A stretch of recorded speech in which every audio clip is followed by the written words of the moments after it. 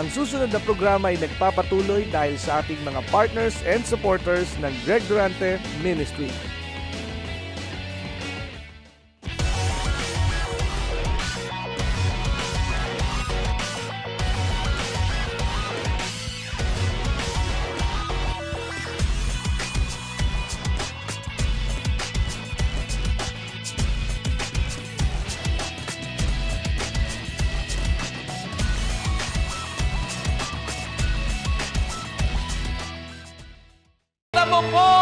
Kahit po sa dami ng mga reunion, Panginoon, we made ourselves available to you.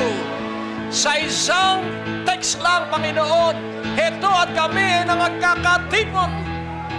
Oh, we are available, Lord. At ito po ang iyong tinitingnan ngayong 2015 dahil bibigay ka ng malalaking pagpapalang ipagkakatiwala mo doon sa mga available. Oh, we worship you, we love you.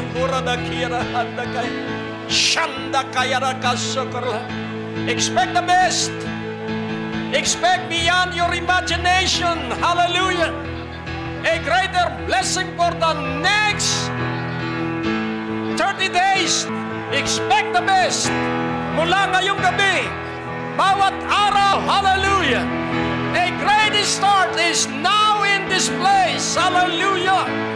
Orada kasakaraladakiya, shanda kida kakasakaraladakiya. Oh, we love you, we praise you, we honor you, Lord. Oh, dakila ka, dakila ka. Ngayon, angkinin mo na ang iyong kagalingan. Ngayon, angkinin mo na ang salaping kailangan mo sa buong isang taon. Hallelujah! Hallelujah! Hallelujah! Oh! Tapos ipagsabi mo sa 15 kapatiran ang iyong pinaniniwalaan ngayong 2015. Go to 15. Brothers and sisters, sabihin mo yung iyong pinaniniwala. Hallelujah. Tell what you believe. Tell what you expect. Oradakida kakadakaya laladako. Shandakadaka sokoraladakia. Oh, we honor you. We love you. We love you. So, namnamin natin yung mga salita dito sa loob nitong awiting ito. Na kaya sigurado ang ating kinabukasan dahil kasama natin si Jesucristo at siya ay buhay. Amen po ba? Kaya unawain mong mabuti na siya po ay nasa ating gitna, saan man 2 o 3 ang nagkatipon, siya po ay nasa ating gitna. Kaya siya po ay naririto ngayong gabi. Amen? At sa buong isang taon, siya ay makakasama natin. Amen? At laging tandaan po natin, siya po ay dakila, makapangyarihan ang kanyang kamay, matipuno ang kanyang bisig, at siya ang gagawa para sa kanyang kaluwalhatian. So, pinagpala na po tayo ngayon pa lamang. Kaya ang buong isang taon, parami ng parami yung patong-patong at laksa-laksa, biyaya at pagpapala. Amen? Kaya huwag ka pong mauudlot at huwag kang magdadalawang loob o isip, basta paniwalaan mo, pagsubok man yan, laging tingnan mo, pagpapala. Lahat ay pagpapala na nakabalat kayo pag minsan sa kakapusan, pero laging tayuan mo, ang pagpapala ay laging tiyak. At lahat ito ay para sa lahat ng nagtitiwala sa Kanya. So, alam ko po na kayo'y maalab na maalab dahil text lang ay narito na kayo. Sabihin mo, handa ka na sa rapture. Amen. Hallelujah. So, yung handa ay lagi yang nakikinig at lagi yang nagbabantay at lagi yang nag-aabang. Amen? So sabihin mo, God is able. God is able. Pangalawa, God is capable. God So, kayang-kaya ng Diyos at Kaniyang gagawin yung kayang-kaya niya. Sabihin mo, magtatagumpay ako sa mga pangarap at sa mga mithiin ko sa buhay kong ito ngayong 2015. Sigurado ko ito. Dahil ito ay sa pangalan ni Jesus. Amen. Ang Diyos po ay napakabuti. Kaya dapat yung mukha mo maligaya. Amen. Tingnan mo ang iyong katabi at iyong sipatin ng kanyang mukha. At medyo kung halimbawang hindi siya maligaya, iyong haplusin yung noo. At nang siya ay ngumiti. Amen? So, alam mo, pag ikaw po'y nasa presensya ng Diyos, talagang ang kagalakan hindi mo mapipigilan. Katulad ng nakita ko sa inyo. At ako po'y naniniwala na talagang, pansinin po natin, kailan ko lang ini-announce, 2 araw lang. Pero nung mga nakaraan, 1 buwan na akong nag-aanyaya. Ilan ang dumadalo, pero ngayon, saglit na saglit. Ibig sabihin, ang pagpapala ng Diyos ay abot kamay na natin. Amen? Kaya kayo naririto dahil natikman ninyo yung mga pangunahing pagpapala. At laging tandaan po natin, tuloy-tuloy at mas malaki yung nakaambang iyong matatanggap. Bakit? Sapagkat dun sa maliliit, naranasan mo na, kaya yung malalaki naman ang isusunod na mararanasan. So tayo po ay manalangin. Ikaw po ba ay excited? Ikaw po ba ay merong matinding kasabikan na matatanggap mo sa pamamagitan ng maririnig mo yung itinakda ng Diyos para sa iyo? Kaya tayo ay manalangin, O Diyos aming Ama, kakaiba po ang alab ng iyong mga anak ngayong 2015. At kita mo po ang kasabikan namin, kita mo po kung paano kami ay nagmimithi na ikaw ay aming maparangalan at mula sa isang nagdidiwang na puso na nag-umapaw sa kasabikan sa iyo, heto po kami. At maluwalhati ang banal at dakila mong pangalan sa pangalan ni Jesus. At ang bawat isa ay nagsabi ng Amen. Sabihin mo, it's the anointing. Ulitin natin, it's the anointing. Ulitin natin, it's the anointing. Sa Diyos po nanggagaling, sa Diyos po nagbubuhat ang promosyon. Sa Diyos magmumula ang lahat ng tagumpay. At kailangang ating paniwalaan ito. Ulitin natin, it's the anointing.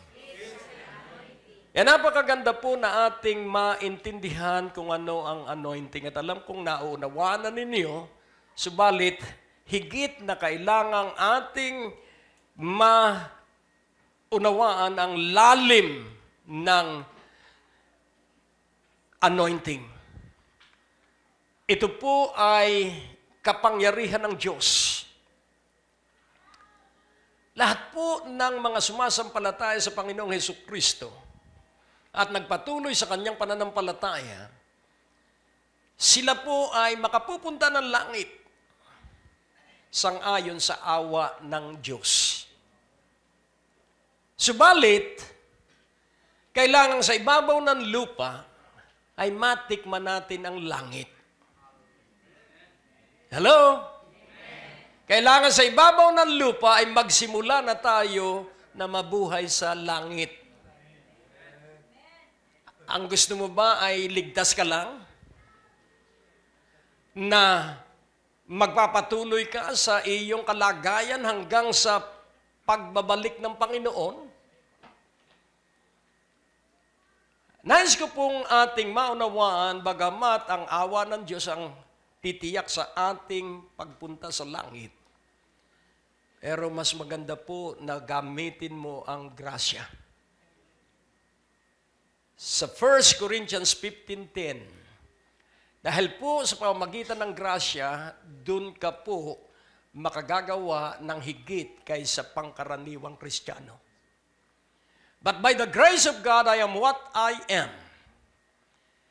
And His grace which was bestowed upon me was not in vain.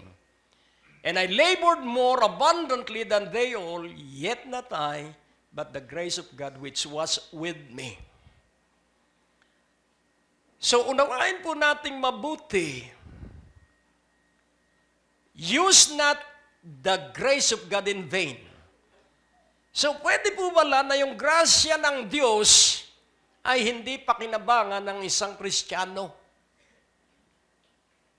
Napakaliwanag po dito. Sapagkat kung ginagamit nating lahat ang grasya ng Diyos, mas magiging po tayong masipag at masikap. Amen po ba? Atin pong pansinin. Ang isa pong tao na napopromote sa mataas na posisyon sa isang kumpanya ay hindi po yung pangkaraniwan ang isipan. Lahat po tayo ay may pangkaraniwang isipan. Pero ang isang pangkaraniwan ng isipan ay magiging mahusay dahil siya ay mapagsuri. Hello? Kaya nga kung ating unawain, marami po ang mga nagtapos, pero ilan po ang dalubhasa. Marami po ang naghangad na magkamit ng pangunahing premyo, pero hindi po lahat ay nagkamit ng premyo. Kaya nais ko pong ipaunawa sa bawat isa na ang grasya ay kapangyarihan ng Diyos na dapat nating gamitin upang hindi tayo saved by the bell. Nang ibig sabihin, makapasok lang ng langit. Mas maganda pong makaparoon sa langit dahil tiniyak ng Panginoon at ang sabi niya, where I am, you shall be also. Kung saan ako naruroon, kayo rin ay duroon. Wow! Kaya nga ating unawain, use the grace of God fruitfully. Magiging mabunga sa pamamagitan ng grasya.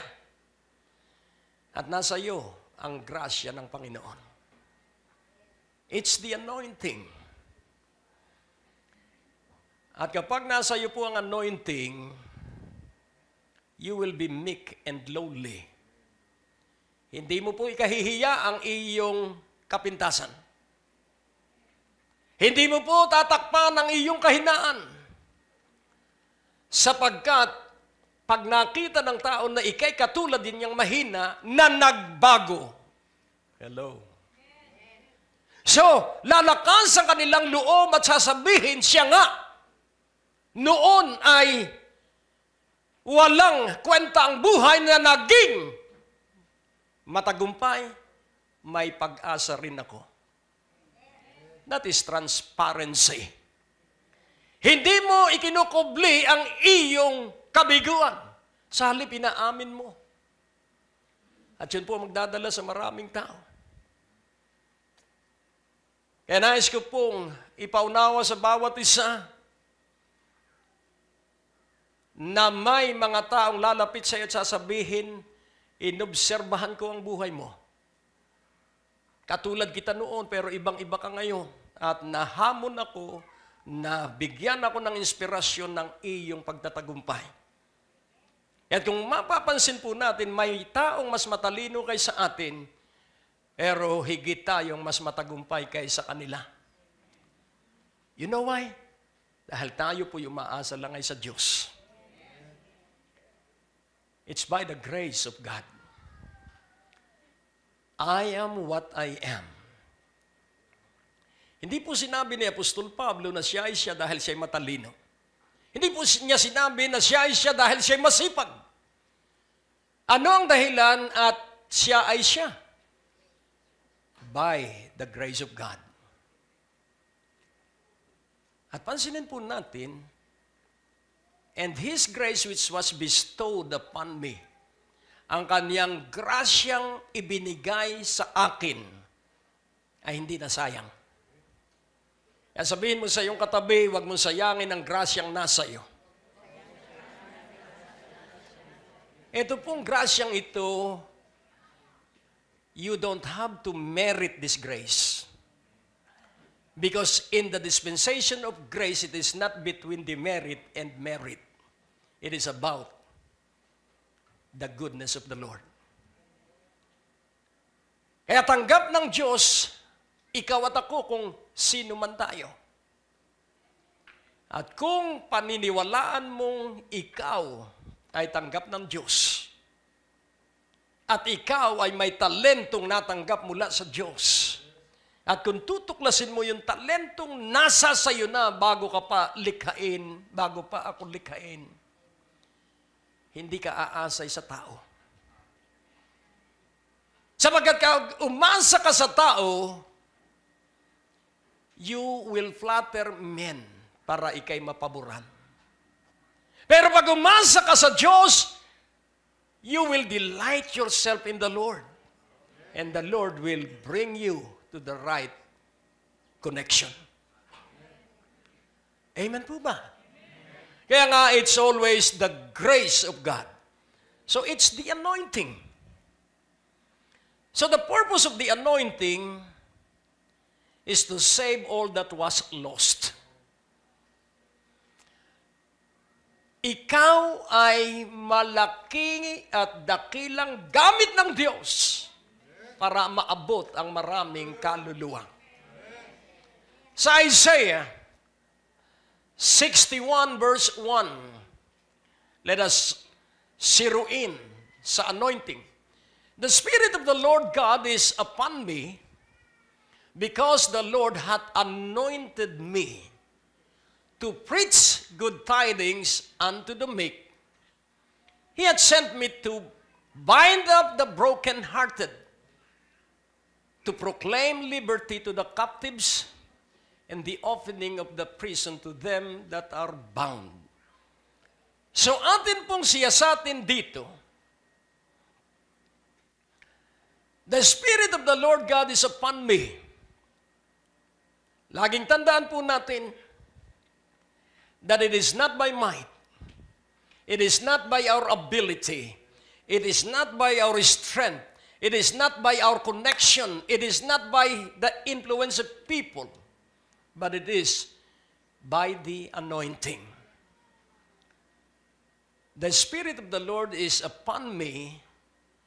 So ang Espiritu ng Diyos ay sumasa akin dahil ang Panginoon ay ako ay nilangisan.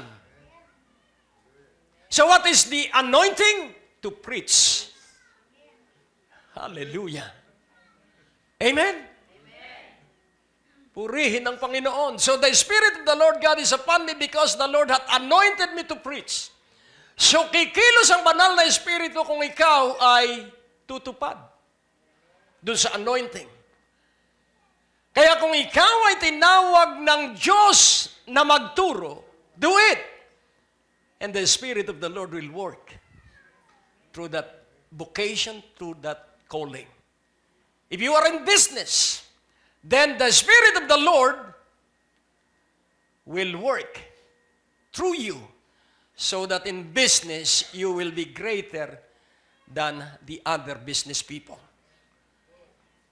Kung ito lamang ay maiintindihan ng mga anak ng Diyos.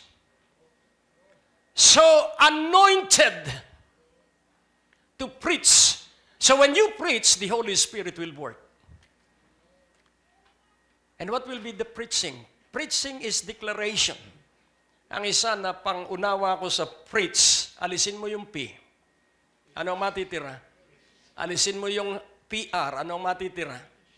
So preaching is reaching each person so that they will be saved, that they will know who God is. Amen? So atin pong unawain, you have to declare that God is great. Amen? You have to ascribe to Him greatness. Kaya po ako ay ako ngayon. it's because of Him.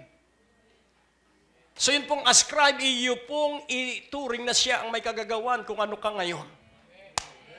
At yun po ang katotohanan. Hindi tayo ang nakipaggitgitan. Bagamat tayo linakipan ng tapang para makipaggitgitan, kahit marami pong nakipaggitgitan para magtagumpay. Pero hindi po nila nakamit ang tagumpay. Pero ikaw at ako hindi nakikipaggitgitan, pero tayo'y nasa tagumpay. Why? Because the Spirit of the Lord is in us, and He has anointed us to do the work. To preach good tidings unto the meek. Kanino mo raw ipapangaral ang mabuting balita? Huwag sa mapupusok. Hello? Huwag mong ihahagis ang perlas sa baboy. Ito ay yuyurakan. Basa mo po ba yun sa iyong Biblia? So kanino mo dadalhin para hindi ka manghina ang kalooban? To the meek. And who are the meek? Those who are in need of God. Who are the meek? Those who admit and accept that he is nothing without the help of God. Kaya kailangan ikaw po ay discerner para maintindihan mo kung sino yung nangangailangan sa Diyos. Kaya hindi ka po makikipagpaligsahan at tagisan ng talino dahil ang lalapitan mo because of the anointing ay yung nangangailangan ng mabuting balita. Kaya marami pong bigong Kristiyano dahil sila ay huramentado. Ang dala nila ay automatic rifle. Pero kailangan po tayo po ay asintado. Hello? Amen po ba? God has anointed me. That is why the Holy Spirit is working with me. So God has anointed you because you are preaching. You are prophesying. You are speaking the Word of God to your relatives. Hallelujah. He had sent me. After you are using your calling and your giftings, when you use it, then He will send you. Hallelujah. Amen. Saan kanya ipadadala? He had sent me at ako ay kanyang naipinadala. Saan? To bind up the broken-hearted. Marami pong taong wasak ang puso. Dahil marami pong tao ang sumubok sa iba't ibang business venture. Pero 10 ulit na, lugi pa rin. At pinapanawa na ng pag-asa. Pero ikaw na laging handa because of the anointing that you are using, the Holy Spirit will tell you who are the meek and who are the broken-hearted that is already prepared to receive your testimony. Amen po ba? Hindi po lahat ng wasak ang puso ay mapagsasabihan mo at maikukwento mo ang Panginoon. Hindi po. Yun pong word na prudence, yun po ay wise. Hindi po siya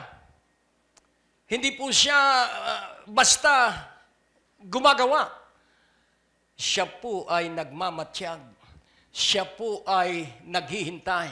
Siya po ay nagtatanong sa Panginoon. Saan po ba ako pupunta, Panginoon? Ano po ba ang aking gagawin, Panginoon?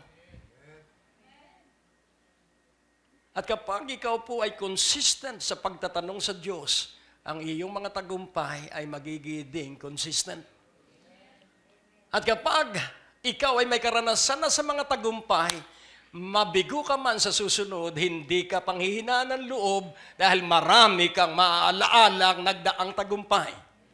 At masasabi mo na ang kabiguan mo'y tagumpay pa rin. At bakit tagumpay pa rin? Sapagkat ikaw ay humakbang at ikaw'y kumilos. Let this mind be upon you. And what is this mind? This is the mind of Jesus. That He is lowly, that He is meek, He is humble, and He is obedient. Ito ang isipang na kay Kristo, kaya yung isipan ko ay aking ipinagpalit. Ang isipan ko ay magmalaki. Ang isipan ko ay magtiwala sa aking sarili. Ang isipan ko ay sabihin sa aking sarili, kayang-kaya ko yan. At kapag sinabi ng isang tao, katulad ng karanasan kong kayang-kaya ko, yun pong complacency ang siyang papasok sa ating isipan. And what is complacency? Tatrabaho na lang tayo batay sa alam natin. Pero kapag ikaw ay laging sumasangguni sa Diyos, acknowledge Him in some of your ways. Yan ba ang sabi ng Biblia? Acknowledge Him in all thy ways, and He shall direct thy pathways. Sangguniin mo ang Diyos sa lahat ng iyong balak. Wow! At iaayos niya ang iyong mga landas. So ano ang una? Pag-aayos ng landas o pagsangguni? Ano po ba ang sangguni? Iyo po nga alamin sa Diyos tuwing umaga. Kapag tuwing umaga ay sinangguni mo ang Diyos. Kaya ako po'y laging may ipinangangaral sa radyo, pagkagising ko pa lang sa umaga, ano po ang gusto mong ipangaral ko? Yun po'y pagsangguni.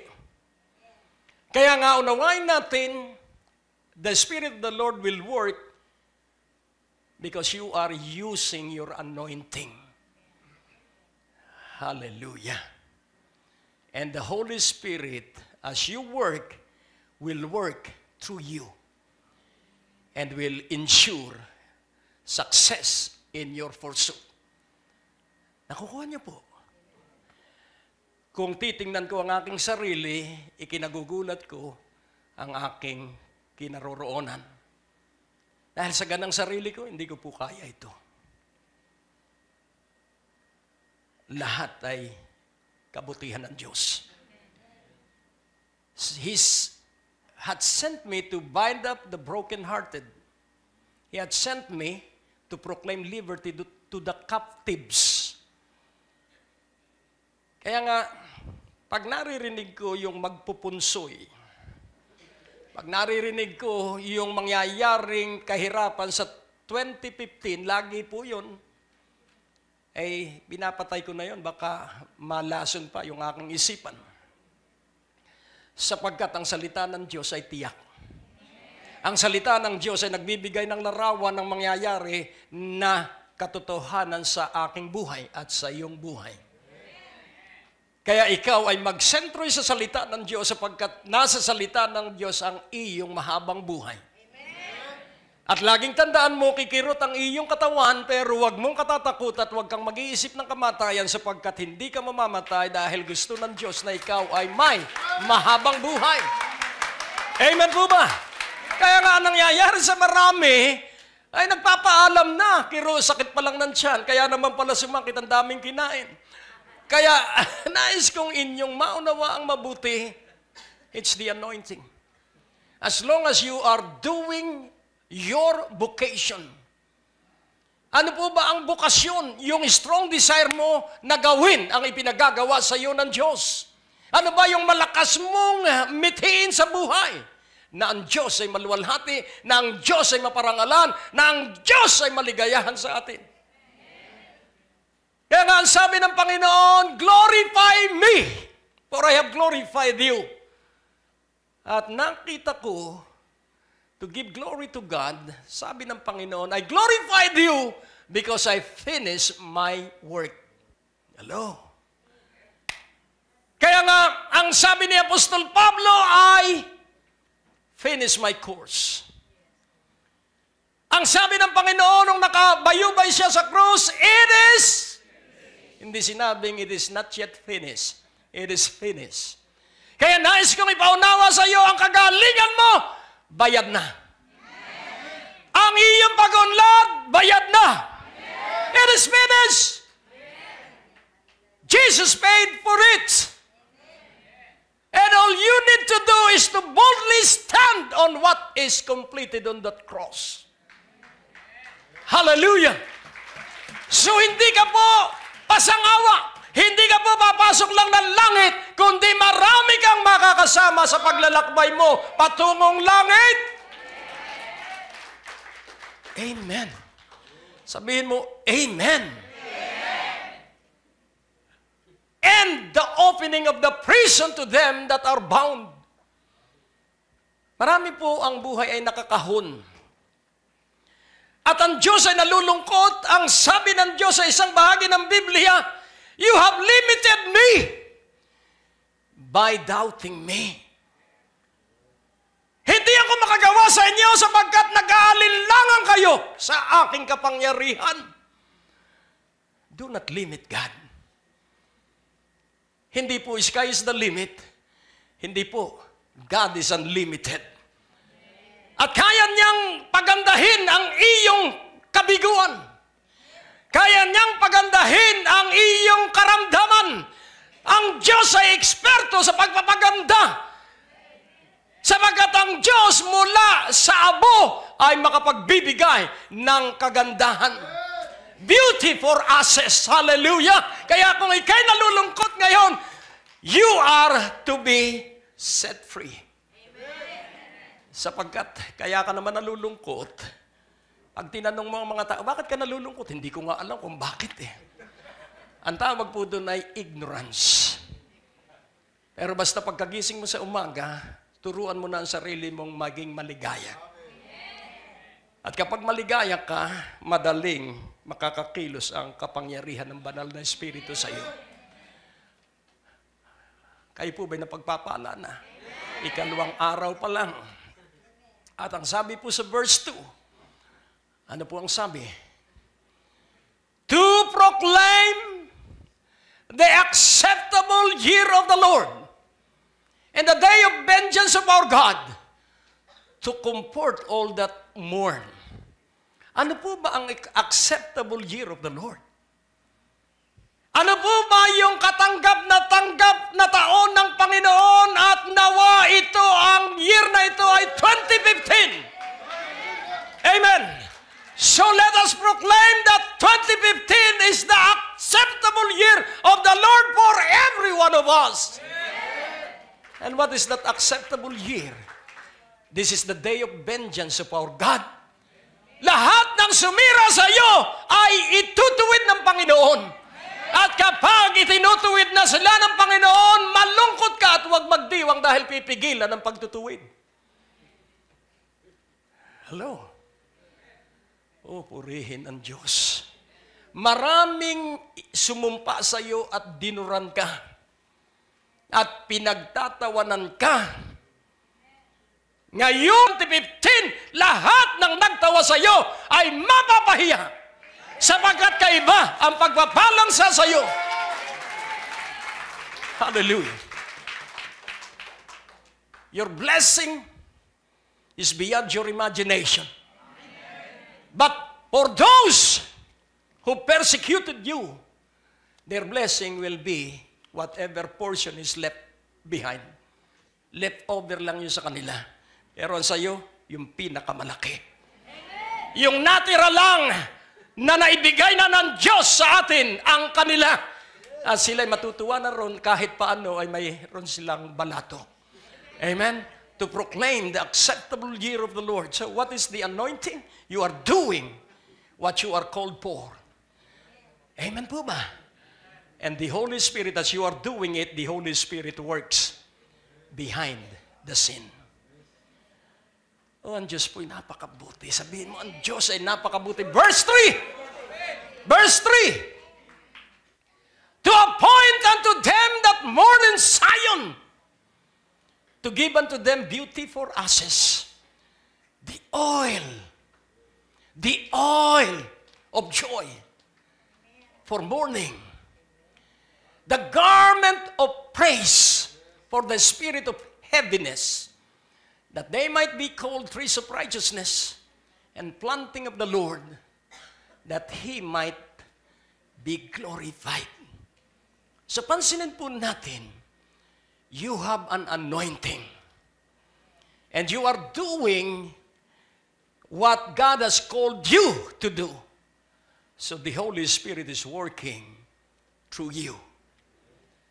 At pansinin po natin, to appoint unto them that morning Zion, para itakda sa kanila na nagdadalamhati sa Siyon.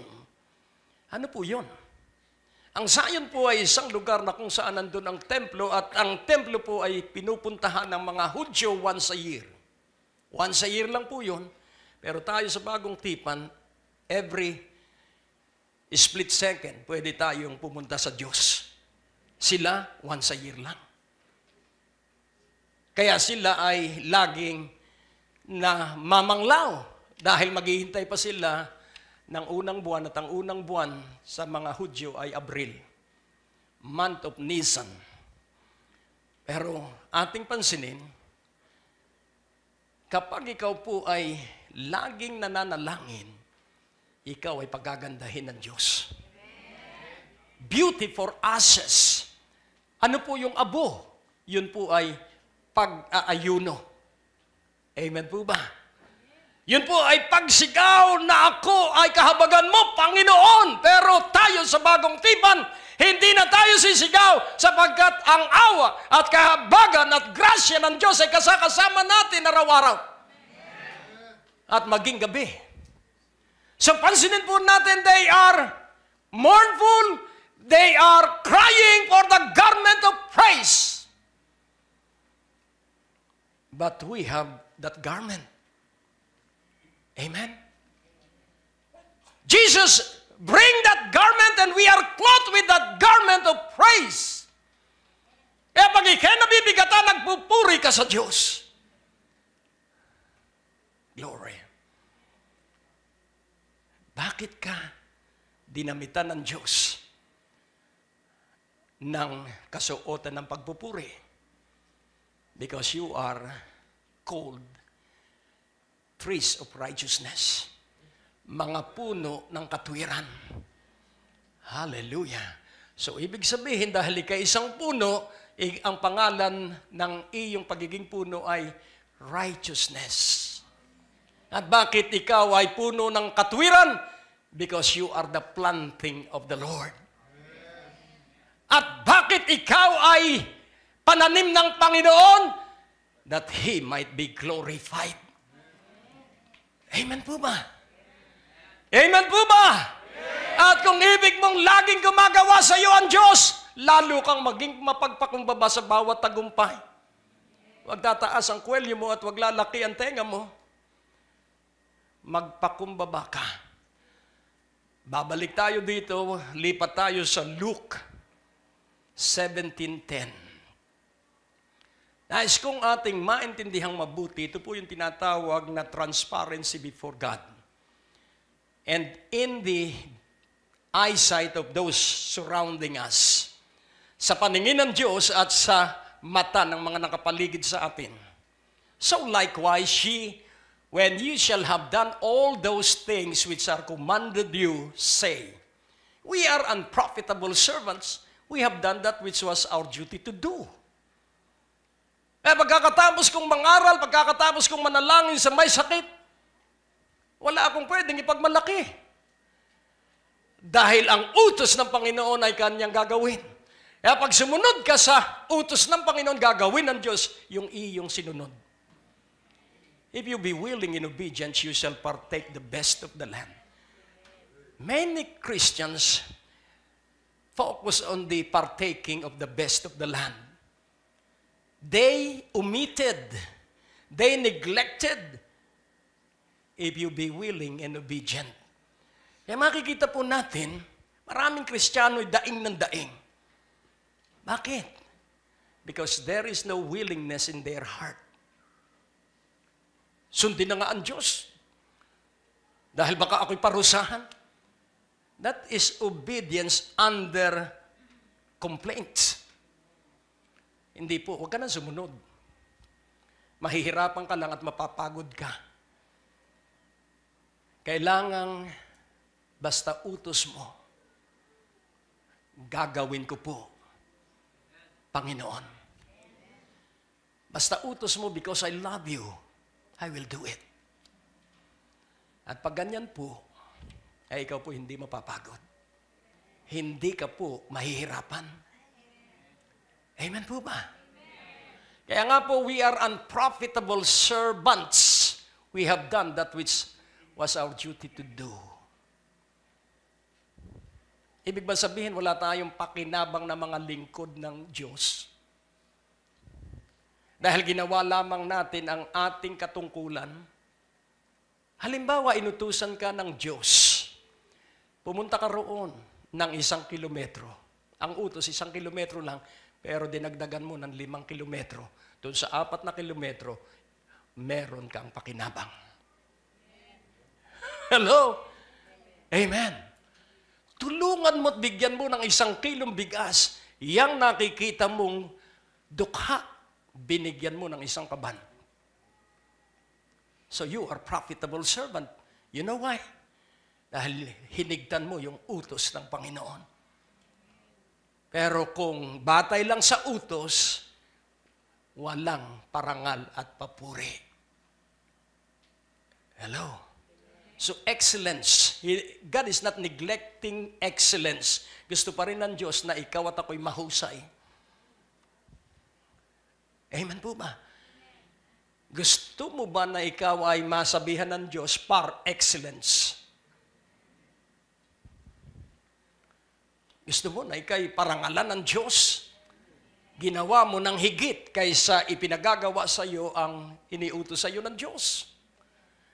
At kadalasan po, laging tandaan mo, there are more rooms on the top dahil iilan po ang may gusto sa mataas na posisyon.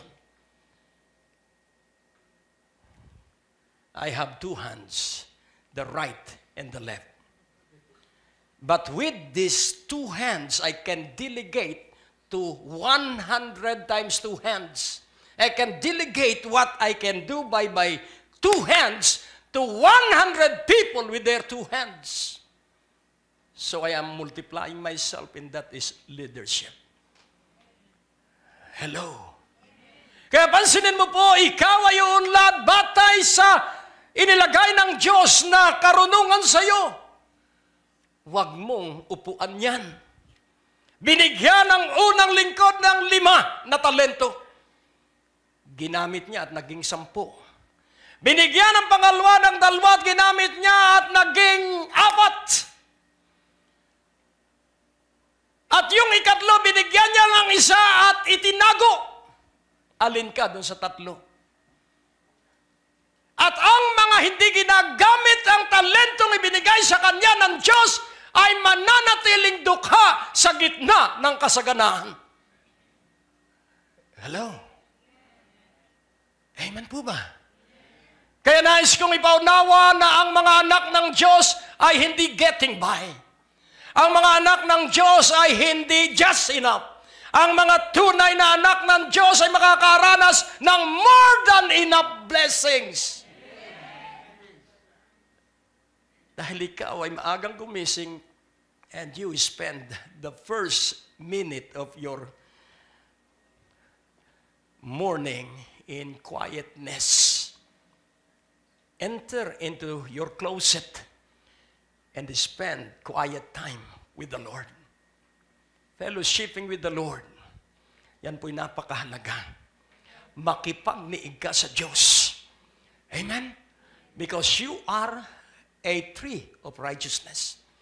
And each one of us is the planting of the Lord. Tayo po'y tanim ng Panginoon. Nag-uusap kami na mag-asawa tungkol, ano ba yung kinakain natin? Hindi yambu yun. Ano yan? Yung makopa.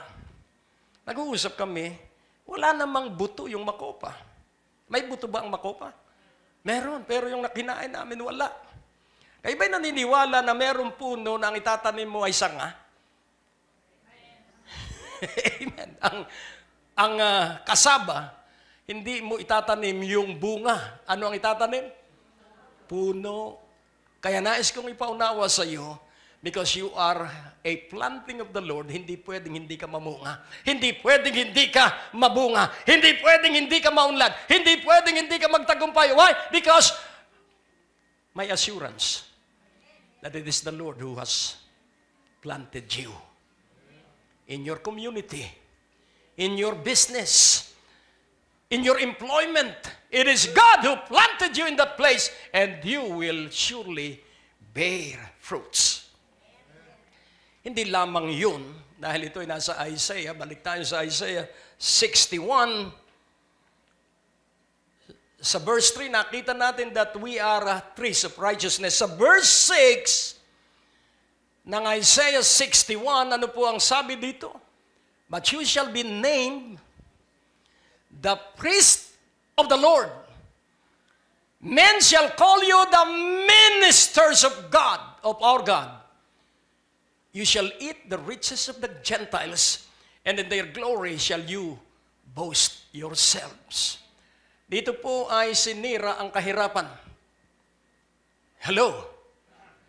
Sapagkat dito, dahil ikaw at ako, bagamat ito ay ang Juda, pero ikaw at ako sa bagong tipan, we are also priest of the Lord because of Jesus. And Jesus is the high priest. Amen po ba? Hindi na po natin babasahin ang 1 Peter 2:9, but we are the priest of the Lord. Hindi na po natin babasahin ang Revelation 5:10 at ang Revelation 1:6. We are priest of the Lord. And because we are priests of the Lord, we are ministers. At yung pong minister ay mga lingkod ng Diyos. Hallelujah! Tayo'y lingkod ng ating Diyos. At kapag ikay naglingkod sa Diyos at ano ang paglilingkod sa Diyos, hindi ka pa ba na i-promote as priest? Stand on the gap. Para ang mga personnel dun sa administration na nagbibigay ng pagpapataas ng sweldo at promosyon, be a priest so that God will touch the heart of your bosses. Amen.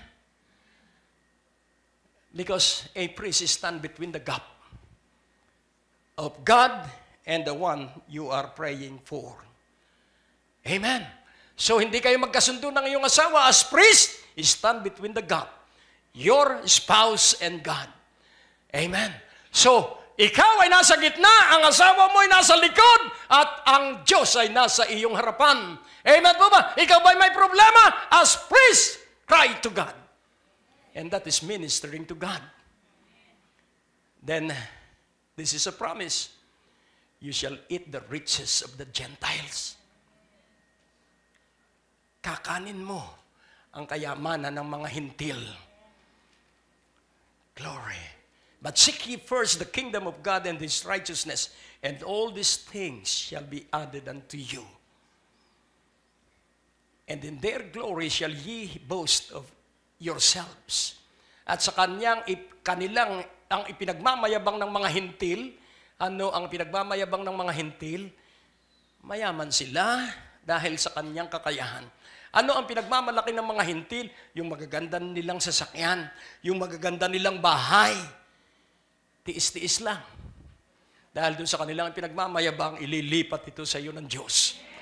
Amen. Kung kailan, hindi ko alam, but God can do it. Hindi ko sinasabing ngayong taong ito, but God can do it. Amen. Hallelujah.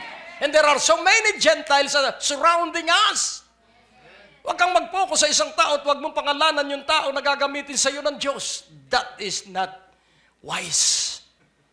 A prudent person always trusts in God. Huwag kang magdadala ng pangalan na, Lord, itouch mo sana si. Huwag. You will be a flatterer. Pag nakaharap mo siya, kahit wala kang pera, dadalhin mo siya sa buffet. Sa pag-asang ikaw ay susuklian niya later on. Kita ka ng Diyos. Hello? Tinitingnan ng Diyos ang intensyon ng ating puso. At ang pagpapalain ay ang puso ay dahil sa Diyos, kaya tayo gumagawa. You shall eat the riches of the Gentiles. Sino po ba ang maraming pagkain? ang mga hintil. Pero ang mga lingkod ng Diyos ay mas marami ang pagkain sapagkat yung mga pagkain ng hintil ibibigay sa mga lingkod ng Diyos. At lahat tayo lingkod ng Diyos. Ikaw ba naglilingkod sa Diyos? Idinadalangin mo ba ako? So pray for all the saints and pray for the preacher. Pray for the pastor. At ikaw ay mag-aani ng maraming pagpapala. And then sa verse 9, oh, I love this. And their seed shall be known among the Gentiles, and their offspring among the people. Colon.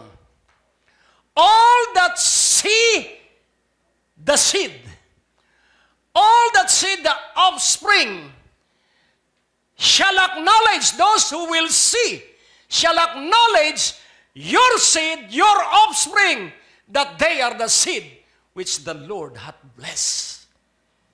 Whew, glory.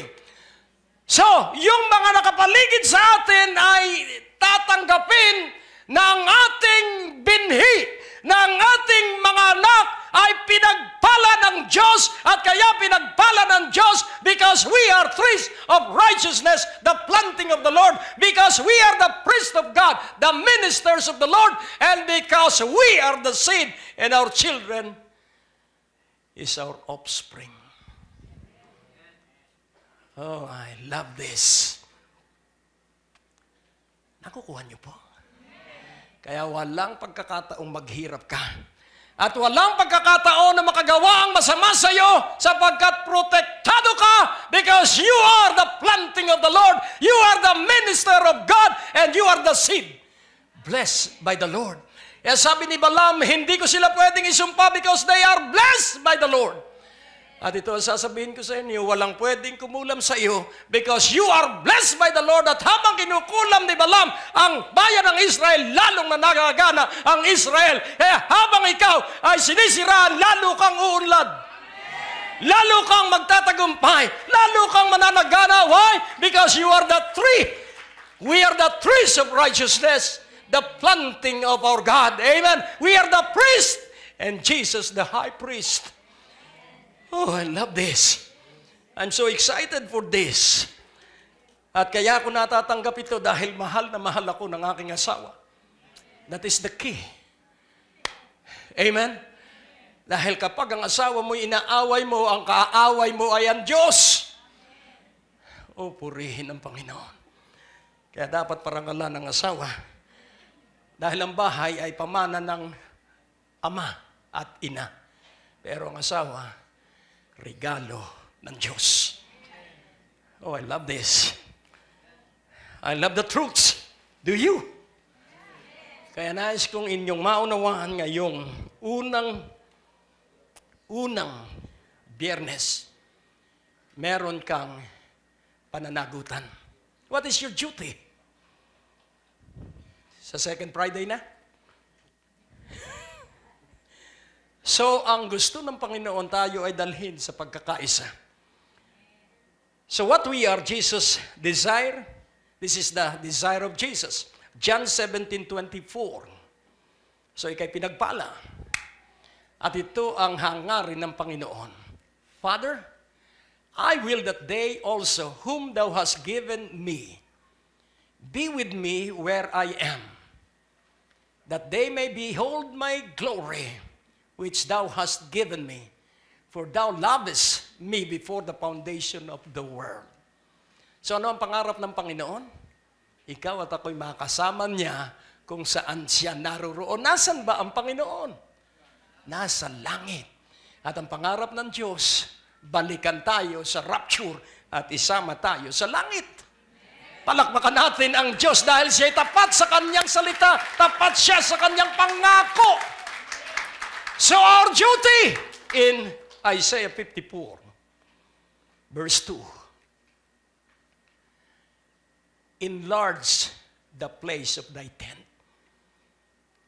and let them stretch forth the curtains of thine habitations. Spare not, lengthen thy cords, and strengthen thy stakes. So pansinin po natin, sino ang magpapalawak ng iyong tolda? Meron ka bang tolda? Atin pong unawain ang literal at ang spiritual understanding of the Word of God. So dito po ang literal ay tolda. Ano ang Tagalog sa tent? Tolda.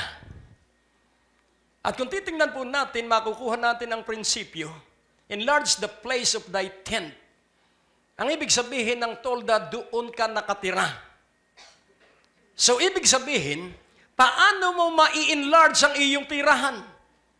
Ang sabi ng Panginoon, makinig kang mabuti, ang mag-iwan ng kanyang pamilya dahil sa akin, ang mag-iwan ng hanap buhay dahil sa akin, ay bibigyan ko ng maraming bahay, bibigyan ko ng maraming pamilya. Hello, hindi mo po iiwan literally ang iyong pamilya, ikaw lamang ang mauuna. At kung saan ka naruroon dahil ikaw ay pagpapalain ng Diyos, saka mo balikan ng iyong pamilya, sapagkat kung hihintayin mo ang iyong pamilya na ma-born again, matatagalan yun. Amen. Pero, palawakin mo na ang tolda mo. Huwag ka nang iyak na yung asawa mo, Lord, wag na. Huwag mo na silang masyadong pagkaabalahan. Ang pagkaabalahan mo ay ang pagpapalawak ng iyong tolda, at pag nakita ng asawa mo na malawak ang tolda, masasabi nila na sinasamahan ng aking asawa ng Diyos. Sasabihin ng iyong mga anak, sinasamahan ang aking tatay at nanay ng Diyos. Hallelujah! Kaya ako'y maglilingkod na rin sa Diyos. Spare not, lengthen thy cords, and strengthen thy stakes. Ibig sabihin, ikaw po ay laging nagbabantay dahil baka gibain ng hangin ang iyong tolda. At ang hangin po ay tungkol sa mga pagsubok. Pero hindi ka po papayag dahil pinalalakas mo at pinatitibay ang iyong stakes o ang iyong, ano sa Tagalog ang stakes? Tulos. So pinatitibay mo ang iyong tulos. Let us pray. O Diyos, for this 2015, we acknowledge that it's the anointing. As we obey, the Holy Spirit works. As we go to where you have told us to go, the Holy Spirit will lead us. As we do what you have told us to do, the Holy Spirit will do it. Maluwalhati ka sa buhay ng bawat isa sa pangalan ni Jesus. At ang lahat ay nagsabi ng Amen. Ang Diyos po ay napakabuti. Maaari kayong sumulat sa P.O. Box 4135, Manila, Philippines. Tumawag sa ating telepono o mag-text. Bisitahin ang ating website sa www.gregdurante.com. Maaari mo din kaming sundan sa Facebook at Twitter. Malugod naming inaanyayahan ang lahat na makadalo tuwing araw ng Biyernes sa aming revival at tuwing Linggo upang sumamba sa Panginoon. Kung ikaw ay napagpala sa natapos na programa ng Great Day to Live, maaaring magkaloob sa